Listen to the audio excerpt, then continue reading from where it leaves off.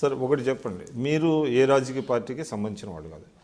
ఇప్పుడు చూస్తే అంటే ప్రత్యేక తరగతి హోదా అనేటువంటి అంశం రాష్ట్రంలో ప్రతిపక్షాలు అంటే వైఎస్ఆర్సీపీ కానివ్వండి, కాంగ్రెస్ కానివ్వండి, వామపక్షాలు కానివ్వండి, వాళ్ళ వాదన ఒక రకంగా ఉంది. అంటే అలాగా దీంట్లో ప్రత్యేక అంటే ఏదైతే కేంద్రం ప్రకటించిందో మొన్న ప్యాకేజీలో కొత్తదనం ఏమీ లేదు, ఇవన్నీ కూడా విభజన చట్టంలో ఉన్నవే, అవే అమలు చేస్తున్నారు అనేది వాళ్ళ వాదన. ఈవెన్ పవన్ కళ్యాణ్ గారు అయితే 2 పాచిపోయిన లడ్డూలు అన్నారు, ఆయన రెటోరిక్గా మాట్లాడారు. అంటే వాళ్ళ అభిప్రాయం ఏంటంటే దీంట్లో ఏమీ కొత్తదనం లేదు, కేంద్రం ఏమీ ఇచ్చింది లేదు. మేధావులు కూడా కొంతమంది మాట్లాడేది ఏంటంటే తిరిగి దీన్ని రీప్యాకేజ్ చేశారు తప్ప కొత్తదనం లేదనేది వాళ్ళ వాదన. ఇక్కడ అంటే బీజేపీ నాయకులు కానివ్వండి, లేకపోతే తెలుగుదేశం ప్రభుత్వం కానివ్వండి, వాళ్ళ వాదన ఏంటి, మనకి దాదాపుగా 2.36 లక్షల కోట్ల రూపాయల ప్యాకేజ్ వచ్చిందనేది బీజేపీ కానివ్వండి, కొంత ఆలస్యంగానైనా తెలుగుదేశం వాళ్ళు కూడా అదే ప్రచారం చేస్తున్నారు. అంటే వాస్తవానికి అంటే మీరు ఏమంటున్నారు, అంటే ఆ ప్యాకేజీలో 2.36 లక్షల కోట్ల ప్రయోజనాలు రాష్ట్రానికి రావంటారా? ప్యాకేజీ అనేది రాష్ట్రానికి వచ్చిన హక్కు కూడా. అది నేను కొన్ని రాజకీయ పార్టీల ప్యాకేజీ స్వీకరించొద్దు, వేస్ట్, ఇవన్నీ నేను మాట్లాడను. ఒక రాజకీయంగా ఎందుకంటే ఉద్యమం చూస్తే వచ్చిందంటారా? నేను coming to the point. First ఏంటంటే ఈ ఒక ప్రత్యేక ప్యాకేజీ అనేది రాష్ట్రానికి ఇవ్వాలని చట్టంలో కూడా ఉంది. అందువల్ల ప్రత్యేక ప్యాకేజీని ఆహ్వానిద్దాం, ఒక రాజకీయ పార్టీ ఇష్యూ చేయాల్సింది కాదు. ఎందుకంటే ఒక విషయం నేను దీనివల్ల లాభం ఏంటో కూడా మనం చెప్పాలని ఇంతవరకు ఇంటర్వ్యూ మనకు ప్రత్యేక తరగతి హోదా వస్తే ఇంతకుముందు చెప్పాను 30% నిధులు పక్కన పెడతాం వల్ల మన రాష్ట్రానికి ఏ విధంగా అవుతుంది. అదే కాకుండా సెంట్రల్ అసిస్టెంట్ అంటే సెంట్రల్ వారి ద్వారా ప్రాయోజిక sponsored schemes, assisted schemes, central aided state program, ఈ వీటి కార్యక్రమాలు ఏదైతే ఉందో దాంట్లో నార్మల్ అసిస్టెన్స్కి వచ్చే దానికి మనకి 70% నిధులు లోనుగా వస్తాయి. అది ఇప్పుడు 90% నిధులు గ్రాంట్గా వస్తున్నాయి. అంటే 30% మాత్రమే గ్రాంట్గా ఉండే 90%, 60% నిధులు ఎక్కువ వస్తాయి దీంట్లో ఉంటే. ఆ 10% కూడా మనం కట్టాలి, అది కూడా నా దగ్గర డబ్బులు లేవంటే 10% కేంద్రం లోన్ ఇస్తుంది.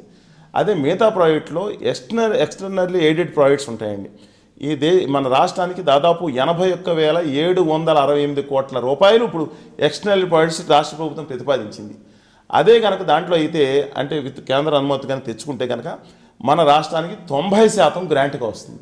మీరు ఇమాజిన్ చేయండి, 70,000 కోట్ల రూపాయలు వీళ్ళు. ఇది డైరెక్ట్గా రైట్ రాయల్గా వస్తుందంటున్నాను నేను. హక్కుగా మనం వెళ్ళి సంఘంలో సంచి వేసుకుని బ్యాగ్ వేసుకుని ఢిల్లీ చుట్టూ తిరగాల్సిన పని లేదు. ఇది అలాంటిది రైట్ రాయల్గా వచ్చే అవకాశాన్ని పోగొట్టుకోకూడదు. మిగతా మూడోది ఏంటంటే ఒకవేళ నిధులు ఏమన్నా మురిగిపోతే కనుక వచ్చే సంవత్సరం కేంద్ర ఖాతాలు వెళ్లకుండా దాన్ని తిరిగి వాడుకునే అవకాశం ఉంది. ఇది ప్రత్యేక తరగతి హోదాతో వచ్చే 3-4 విషయాలు ఈ మాత్రమే. కాకపోతే రాయితీలతో కూడిన ప్రత్యేక తరగతి ఎందుకు అడుగుతున్నాం అంటే అందరూ కొంతమంది రాజకీయ పార్టీ చెప్తున్నారు ప్రత్యేక తరగతి ఒకటి ఇస్తేనే మీకు ఉద్యోగాలు వచ్చేస్తాయి, మీకు అది సరికాదు.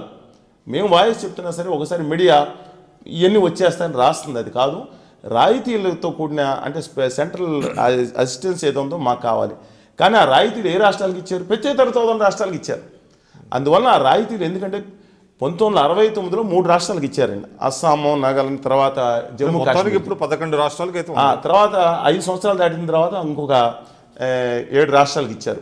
2003లో ఆఖరిగా ఉత్తరాఖండ్ రాష్ట్రానికి ఇచ్చారు. అందులో ఆ రాయితీలతో వచ్చిన తర్వాత ఈ ప్రత్యేక తరగతి హోదాకి రాయితీలు కలిసిన తర్వాత ఆ రాష్ట్రాలు బాగా వచ్చింది. ఎందుకంటున్నానంటే మీరు ఒక నమ్మలేని సత్యం ఉంటుంది. ఏంటంటే 2003-04లో ఉత్తరాఖండ్లో పనిచేసే ఇండస్ట్రియల్ కార్మికుల సంఖ్య 27,592. 2008-09 నాటికి ఒక 5-7 సంవత్సరానికి పరిశీలించుకుని 172,861. అంటే అక్కడ కొత్తగా ఏర్పాటైనటువంటి పరిశ్రమల వల్ల అంత కొత్తగా ఏర్పడిన పరిశ్రమలకు రాయితీలు అంటున్నారు. రాయితీలు చాలా ఇంపార్టెంట్. 100% excise duty exemption.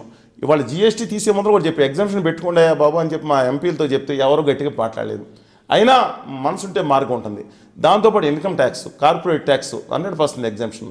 దాంతోపాటు ట్రాన్స్పోర్ట్ సబ్సిడీ, ఇక్కడి నుంచి వస్తువు కనుక మనం ఇంకో చోట తయారు చేసి బొంబాయి పంపించాలంటే ట్రాన్స్పోర్ట్ సబ్సిడీ, ఎలక్ట్రిసిటీ, అలాగే కొన్ని విధాలుగా మన వడ్డీలో రాయితీ 3% రాయితీ.